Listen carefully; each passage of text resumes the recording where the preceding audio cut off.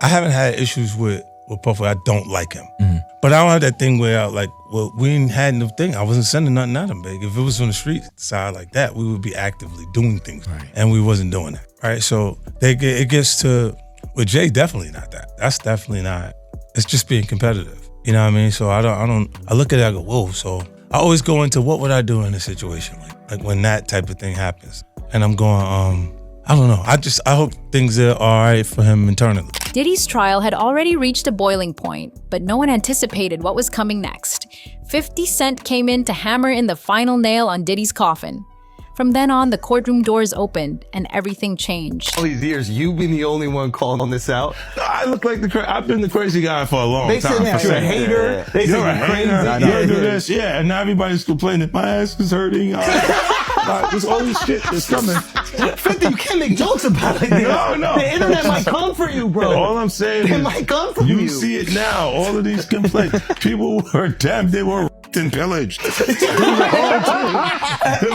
what was going on, right? And what do I get for I went through years of a hater. You're a hater. You want this and that. I'm just watching. What do you think's happening in the middle? I don't know what is going on. Wow, there. they found Kendrick and Wifey. You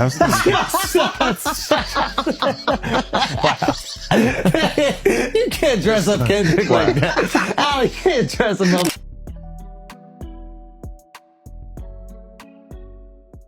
In walked 50 Cent. Dressed sharply, dark sunglasses in place, he moved with a quiet intensity that seized the room. Conversations halted. Even the judge paused momentarily. 50 didn't speak as he entered. He simply took a seat near the back, arms folded, gaze fixed directly on Diddy. No one would need to confirm first whether or not he liked Diddy. You and Puff haven't liked each other business-wise for a long time. But that's why it's only business. It was really, away from that, I explained why I didn't hang out with him. Right, because it's a little fluffy stuff going on. It's not your scene. It's not my style. Not your scene. They hug you from the front and the back at the same time. It's not your thing. It's not my thing, bro. No, you're not a hug. You're not a hug front and back. At the same time. Do understand that I don't believe everybody. Right. Like the accusations are way too fast and it's wild. The energy shifted immediately. Diddy's legal team looked visibly shaken. One of the attorneys leaned toward him, whispering urgently, but Diddy kept his eyes locked on 50 as if trying to process the reality of his presence. The judge acknowledged the moment only with a slight nod in the 50's direction before proceeding with the session. But everyone knew this wasn't going to be just another day in court. Diddy's composure faltered. His hands, once resting calmly, began twitching. He knew this wasn't a coincidence. 50 didn't come just to watch. He was making a statement. The nigga Puff was like, he's like, when we gonna get the chance to, to kick it? Like, we can just hang out, nigga. We gotta kick it. Yo, why don't we go shopping or some shit? I mean, I pay for it. And I was like, what the fuck this nigga just said? I got the fuck away from him because I was like, this nigga just tell me he taking me shopping. And this is shit that goes on. But this is a little Puff's a fruit pie. You little weird ass pictures and shit like that out there, sitting out there for no reason. If you don't see accident pictures, you'll be like kissing niggas. Like that doesn't happen by accident. By the lunch break, reporters had gathered on the courthouse steps, buzzing. Microphones were shoved forward the moment 50 emerged. He delivered a brief but powerful statement. He was there because he believed the industry had long protected the wrong people. Cassie's bravery had finally pushed him to step out from behind the curtain. He detailed his long-standing discomfort with Diddy's behavior, things he said others laughed off but now took seriously. He admitted he had been helping Cassie's legal team, providing documents, photos, call logs, even a statement from a former bodyguard.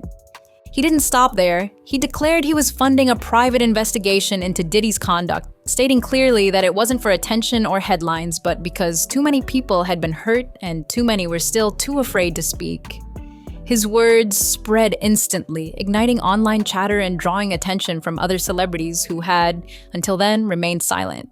Back in court, the atmosphere was more charged than ever. Diddy refused to look toward the gallery. He seemed smaller, somehow diminished. 50 sat in quiet watchfulness, unmoved, arms still folded. During a sidebar, the defense team was rumored to be considering a gag order to control the narrative, but it was too late. The damage had been done. Is Diddy's defense getting to Cassie? How's her demeanor in court today?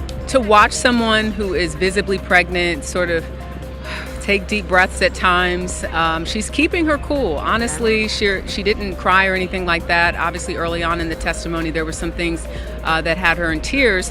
But today, she's been very calm, very measured, especially considering the audio clip that we heard of her threatening to kill someone.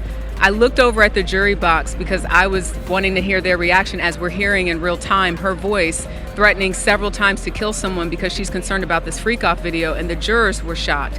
I saw the eyebrows raised, I saw them listening, and I think to hear her voice in court and see how calm and measured she is, and then to hear that side of her. Cassie returned to the stand after lunch, and something in her demeanor had changed. She stood taller. She answered questions with new clarity and force. It wasn't just her words that resonated, it was the shift in her tone, the sense that she no longer felt alone. She confirmed she'd been in contact with 50's team and that other witnesses had come forward as a result. The jury paid closer attention now. Their pens moved faster, their focus unwavering. She recounted an incident from 2017 at a house in the Hamptons where she claimed Diddy locked her inside for 2 days after she messaged another artist. She described how he accused her of humiliating him and declared she belonged to him. The defense tried to block the testimony, but the judge allowed it. Cassie continued to outline the strict, almost militaristic control she lived under, rules about where to stand, who to speak to, when she could exit a room. Then she looked straight into the gallery and addressed everyone. She said plainly that she knew others in that room had witnessed what happened, and she hoped they would speak up. The room went still. You could hear Diddy's breathing, heavy and irregular. He stared at her, his face frozen somewhere between disbelief and rage. One of his lawyers reached out, touching his shoulder. He didn't move. From the back, 50 nodded once. Slowly. It wasn't missed. Cassie's testimony seemed to take on new weight with 50's presence. It wasn't only that she had someone famous supporting her, it was who that someone was. 50 Cent had been one of Diddy's most vocal critics for years, often dismissed as petty or vengeful. Now it was clear he had known more than he let on. That changed the narrative entirely. The prosecution moved swiftly. They introduced 2 new witnesses, both former employees. One claimed to have seen Diddy yelling at Cassie before punching a wall. The other said she quit after being instructed to monitor Cassie and report back hourly. The defense objected, but the judge allowed the new evidence, citing its relevance to establishing a behavioral pattern. The jury was glued to every word. Juror 7, who had previously shown little reaction, now leaned forward, scribbling notes. Juror 11, who had seemed distracted during earlier sessions, didn't blink. Diddy, on the other hand, began to unravel. He stopped engaging with his attorneys. He whispered, muttered. A court artist captured him with his head buried in his hands. His once carefully crafted image of calm control was slipping. Outside, the effects rippled across the entertainment world. Within hours, 50's speech had gone viral. Artists who had stayed quiet were now reposting Cassie's lawsuit. Usher unfollowed Diddy on Instagram. Mary J. Blige deleted every photo of them together.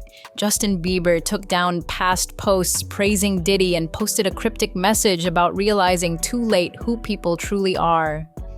Cardi B and Viola Davis were among others showing public support for Cassie. But it wasn't just celebrities. Industry insiders started talking. One anonymous producer tweeted that he had worked on 3 of Diddy's projects and had seen too much to stay silent. Executives at Revolt, Diddy's media company, reportedly began emergency meetings. Advertisers were pulling out. Sponsors canceled appearances. The tide had turned. And still, 50 Cent kept posting. Old photos of him with Cassie, cryptic captions hinting at more revelations. He didn't need to say much. The message was already clear. He wasn't backing down. The courtroom had become ground zero for something much larger than one case. It was the unraveling of an empire. As the trial entered its 6th day, the courtroom remained under an intense spotlight. Diddy's team, once so composed, looked increasingly disoriented. The previous night, they had convened a closed-door strategy meeting that reportedly stretched into the early morning hours. Insiders said they were split. some pushing to stick with blanket denials, others advocating for a shift toward a more sympathetic narrative, painting Diddy as someone who made mistakes but was not a monster. The shift was desperate, a clear sign that control was slipping from their hands. That morning, the prosecution moved quickly, filing a motion to include additional testimony from 2 individuals who had worked closely with Diddy during the years Cassie referenced in her allegations. One was a former tour manager who claimed he had personally witnessed Diddy screaming at Cassie, followed by a violent outburst. The other was a former assistant who had resigned after she was told to surveil Cassie's every move. These weren't just incidental witnesses, they were people embedded in Diddy's inner circle. Their claims painted a consistent picture.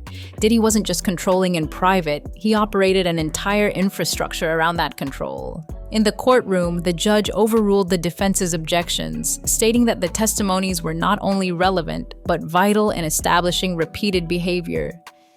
The jurors took it all in silently, pens moving constantly. The atmosphere felt heavier with each revelation.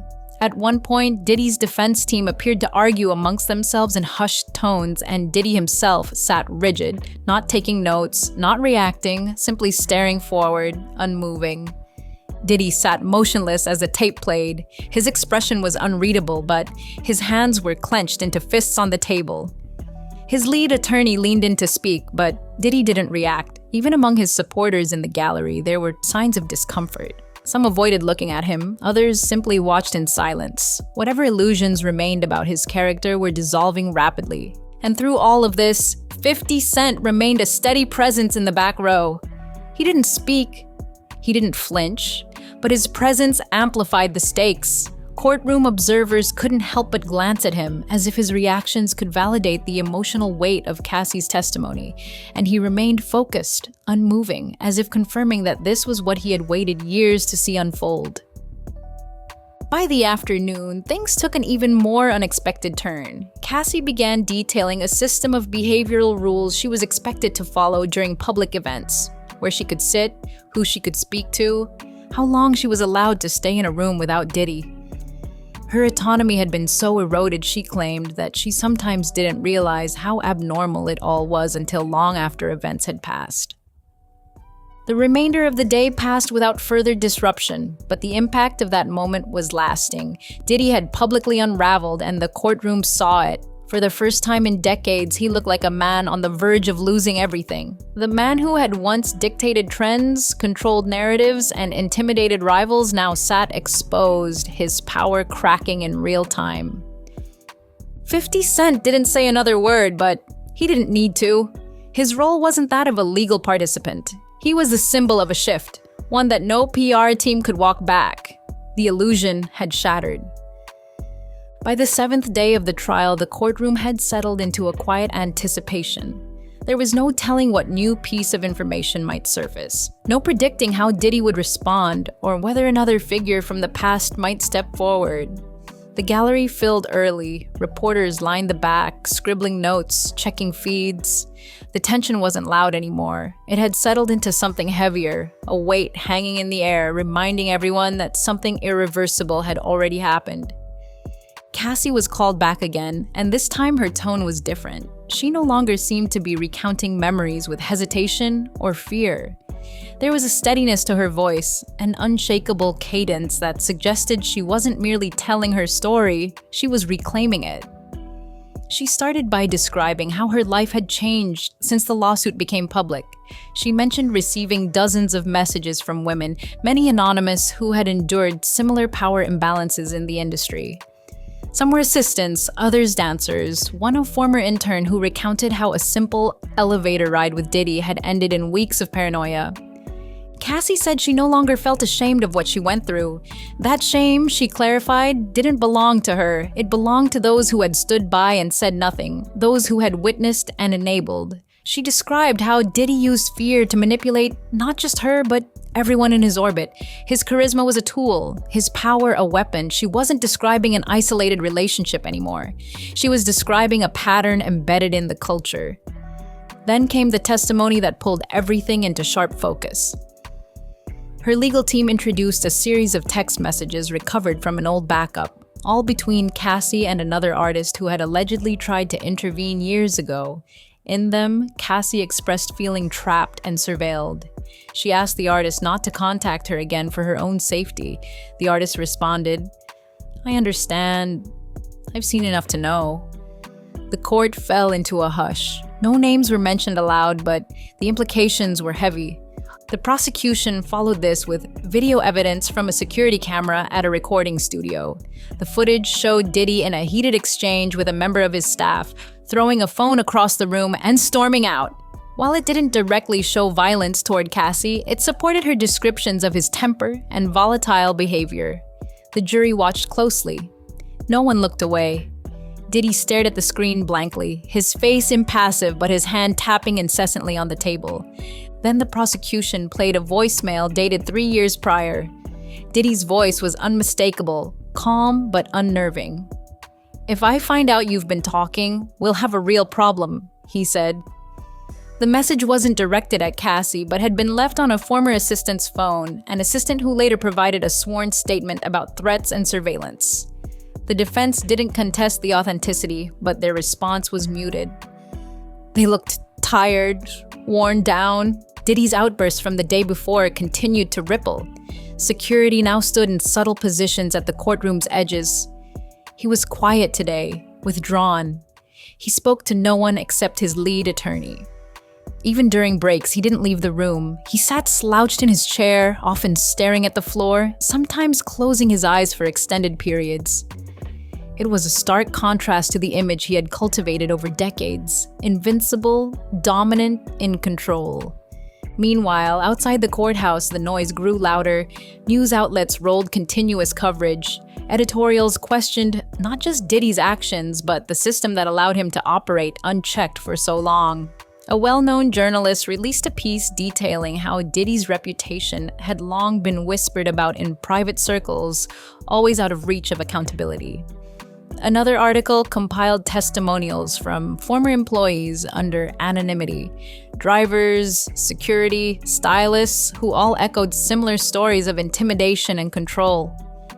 Cassie's voice had become more than a single testimony. It was now part of a broader chorus. One R&B artist came forward publicly, stating she too had experienced psychological control from an unnamed producer she used to trust. A famous choreographer shared her own story, referencing a night at a party hosted by Diddy where she felt threatened and watched. The stories weren't all directly connected, but the pattern was unmistakable. 50 Cent, still seated in the gallery, remained a silent fixture. The cameras often caught glimpses of him when Cassie spoke, his face unreadable. He wasn't playing to the room. He didn't appear there to celebrate a rival's fall. He seemed to be there for something deeper, vindication, perhaps, or something like responsibility. Reporters speculated about what else he might have, what other cards he was waiting to play. But he gave no indication. As court resumed after a short recess, the prosecution presented a final witness for the day, a therapist Cassie had seen during her time in the relationship. The therapist had agreed to testify under limited privilege, verifying the dates Cassie had attended and the general content of those sessions. She confirmed that Cassie had spoken about feeling trapped, controlled, afraid to leave. The entries in her session notes aligned with specific incidents Cassie had already described in court. The defense declined to cross-examine the therapist in any meaningful way. Their strategy, once aggressive, had become defensive, even fragile. The image of Diddy as a victim of exaggeration or industry jealousy was losing all traction. Each piece of evidence, each voice, was building a mosaic that no longer fit the myth of the misunderstood mogul. By the end of the day, courtroom observers agreed something had shifted for good. Even those who had come expecting a sensational trial were now speaking of it differently. This wasn't just a fall from grace, it was a collapse of myth. Diddy's brand had been built on strength, style, control. In court, he looked like none of those things. As the judge adjourned, the room emptied slowly. Cassie exited with her legal team, her steps measured but steady. 50 remained seated for a few moments longer, watching the now empty witness stand. Then he rose, nodded once to no one in particular, and left without a word. Outside, the reaction was immediate. Footage from the day's session was already circulating online. A brief clip of Diddy staring blankly at the screen during the video evidence trended within minutes. Hashtags calling for accountability filled timelines. Think pieces were drafted in real time. Journalists called it a cultural inflection point. And still, Diddy said nothing. He released no statement, no tweets, no videos. Silence once his ally had turned on him. His world, once curated and calculated, had cracked wide open. The courtroom had become a mirror, and the reflection it offered was one the public could no longer ignore. The story had grown beyond him, and the ending was no longer his to write.